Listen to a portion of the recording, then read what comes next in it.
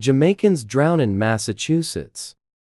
And local reactions this evening to the tragedy. As you'll hear in this report, the family of the deceased has been receiving support. Anthony Lugg has that story.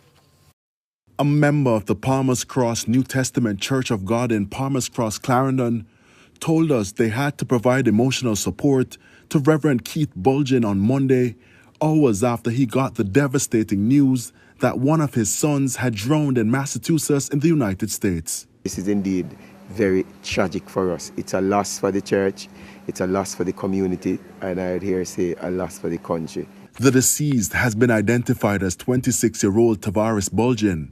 It's reported that his body was found sometime after 6 Monday morning. A search is still on for his brother Tavon, who is still missing. Reports are that the Jamaicans were among 4 persons who on Sunday jumped into the ocean from an area known as the Jaws Bridge in Martha's Vineyard.